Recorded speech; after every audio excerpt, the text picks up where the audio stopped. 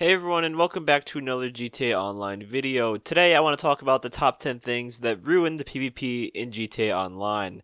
These are going to be all my opinions, but I'm sure many of you will agree with my choices. Also, these are in no particular order. So up first we have explosive spam. Explosive spam is a problem that grew over time with updates to the game. The overall amount of explosive weaponry hasn't really changed much through the years. I mean, we did get proximity mines and the homing launcher, which was a big thing, and really a video topic on its own. But the thing that really makes explosive spam a problem is the combination of the fast reload exploit and being able to buy explosive ammo in the interaction menu. What people do is rapid fire the rockets like this, and then simply just buy the ammo right back through the interaction menu. If you weren't able to buy explosive ammo in the interaction menu, then spamming wouldn't be as lucrative because once you spam it all the way, then you'd have to go to ammunition to buy it again. And this is how it was back in the day, and I wish it was still like this because number one, it controls the spam, which punishes the playstyle, and number two, it makes ammunition an important part of the game. Nowadays, you go into ammunition, once every 6 months to buy the new weapon? The game was way better off not being able to buy ammo through the interaction menu, in my opinion. Moving on to number two, passive mode.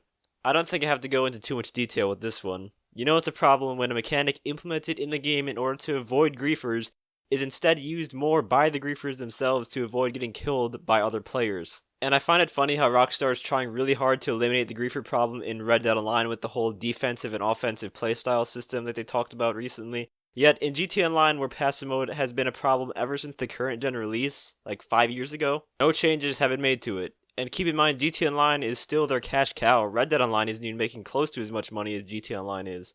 So you'd think it would be in their best interest to implement important quality of life updates like this, but I guess they see things differently. Number 3, the infamous easy way out. This mechanic alone is what makes PvP in this game the biggest joke of all time. Players spend more time killing themselves than the person they are actually PvPing with, and there's absolutely no argument for this being the intended use of the easy way out mechanic. By definition, it is an exploit. It's a game feature being used in a way that's not intended by the developers. You'd have to be delusional to think that easy way out was purposely put into the game by the developers to take away someone's kill in PvP. And I'll tell you why that argument holds no value whatsoever. If you've been playing the game long enough, you'd know that easy way out was changed a while back to where you couldn't use it after firing a weapon in first person mode. Now, the community eventually found a way around that with the whole clicking the right stick to look back, then pressing the easy way out, but they changed it in hopes that it wouldn't be used that way anymore.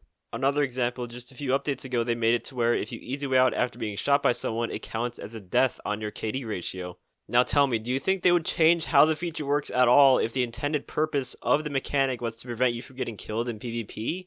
Definitely not. The easy way out button exists to get out of locations that you may be stuck in at some point that you can't get out any other way aside from respawning. Or if you find yourself out in the ocean, you can use it to respawn back on land. End of story. And an easy way out of the easy way out spam would be to completely remove it from the interaction menu and stow it in the online options menu. That way, no matter what, you can't use it during combat, and this would really tick off the people that exploit this feature in PvP and then think that they're good. Number 4 kind of goes along with the easy way out spam, the KD ratio / scorecard. I put these two together because they are essentially the same thing. There are a lot of players out there who will say they don't care about KD, yet they will do anything in their power so that they don't get killed because it will show up on the scorecard, which is the ratio of kills to deaths against another player. That's as far as I would go into that argument. What we're talking about is why KD ratio and the scorecard are annoying in PvP. It's quite simple. They should not even exist in the game in the first place.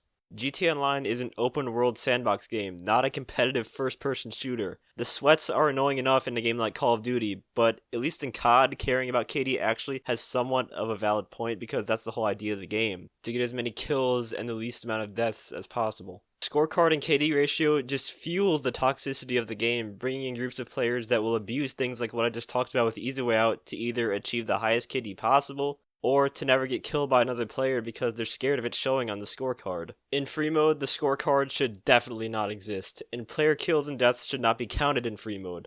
Only in TDMs and adversary modes should the scorecard and KD ratio be visible and counted for. Look back at GTA 4, playing that feels like such a breath of fresh air because free mode PvP happens for the fun of it.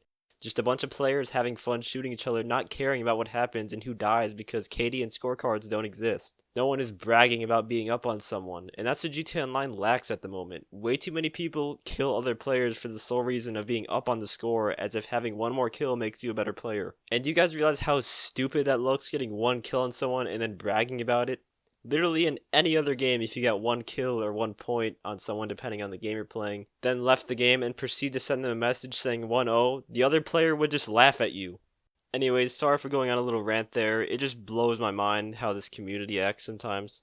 Up next, we have Ghost Organization. The reason this is on my list is mainly because of the length that you're off the radar for and how exploitable it is. This puts you off the radar for 3 minutes, and at the end you can call Lester and go off the radar for another minute for a total of 4 minutes off radar at once. If you have friends, it can also be exploited by joining one organization and ghosting, then having your friend ghost both of you using his organization right afterwards.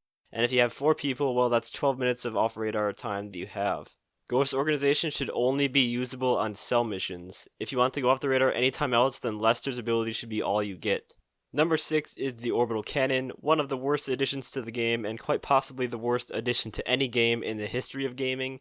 Literally no one asked for this to be in the game. Not to mention it's completely broken from the glitch we're all aware of. All it does is fuel toxic behavior from the people who use the Orbital Cannon to get a kill on someone and then brag about it as if it takes any kind of effort or skill to use. I'm not here to argue what takes skill or not, but I think we can all agree that there's no thinking or anything involved in using the Orbital Cannon whatsoever. I could have one hand in a bag of Doritos just scarfing them down and have the other hand holding down the trigger to blow someone up, like it takes no skill at all. And for the people who like to have car shows, all it takes is one guy to sneak in and orbital the whole thing to ruin it. If I were to stream GTA Online, I literally would not be able to do anything in free mode because I'd constantly have someone trying to join just to orb me. I've seen it happen way too many times. Rockstar themselves used to live stream and hand out in-game t-shirts during those streams, but I can't even remember the last time they streamed GTA Online. How ironic would it be to see them stream GTA Online free mode and get blown up and griefed by the things that the company themselves added to the game? At number 7 is Bullshark Testosterone, or BST. This was added to the CEO interaction menu in the Further Adventures of Finance and Felony update way back in 2016, and it essentially ruined ground combat forever. It's just such a crutch. I will say for sniping jets, it's really good because this is way before we got all the new aircraft and explosive snipers to deal with the jet problem. But for ground combat, yeah, total crutch. Just imagine this, you're playing some COD 4, and you come across this player, and he has both Juggernaut and stopping power, and you have neither. Who do you think is going to win that fight? Unless you get extremely lucky, the guy jacked up on perks is going to win every single time. That's what it's like going up against someone with BST in GTA Online, except you pay for the perks in GTA Online. And what makes it even worse is that you can spawn it over and over again with no cooldown at all. I would personally be fine with it giving you a defense buff only because you can always aim for the head and kill them, but how does it make any sense that by taking some drugs your gun suddenly does more damage? Speaking of crutch advantages, we gotta include the Bulletproof Helmet on this list. The introduction of the Bulletproof Helmet completely ruined deathmatches. GTA Online deathmatches used to be amazing. I've had such good memories of playing TDMs way back in 2013, shortly after the game first came out. Nowadays, if you have a helmet on, you're at a clear advantage to someone who doesn't have a helmet on. Especially in free aim where gunfights are all about getting the lineup for the headshot first. At least it isn't as bad now because we have arm-piercing rounds that ignore helmets and one-shot straight through them. Free aim assisted is another one that just has me shaking my head. Who thought it would be a good idea to put the complete free aim players with players that can have an initial lock on before having to free aim? It can be cheesed so hard too if you just keep spamming the aim button to reactivate the short lock on time that you have. Usually you can tell if a person you're fighting is using free aim assisted if they just burst you the moment they aim or if they spam the ADS button. But this also fuels toxicity because you have players accusing each other of using free aim assisted when someone might just have really good aim and no one will truly know if they're lying or not. And last but not least, the Oppressor Mark II. I can't not include this one. By far the most frustrating thing to fight because of its size, mobility, and stupid accurate rockets. And once you take it out, it's only a matter of time before they spawn another one. Oh, and you get bad sport points and have to pay for the insurance cost for blowing it up if it wasn't annoying enough already. As of the making of this video, we have no reliable ways to completely destroy this bike in every single scenario. I'm hoping that changes in the future. Maybe if we get a naval update with some attack boats, they will be able to eliminate oppressors with ease, or if the Charnabog gets buffed, whichever one comes first. And those are my top 10 things that ruin PvP in GTA Online. Let me know in the comments section down below what you believe ruins PvP and if you agree with my choices as well. I do apologize for ranting a bit. Incompetency just annoys me so much. 90% of the things on this list are things that could be changed for the better if they cared to do it. If you guys enjoyed the video, feel free to leave a like, as well as subscribe to my channel for more guide and PvP related content. And as always, thanks for watching and have a great day.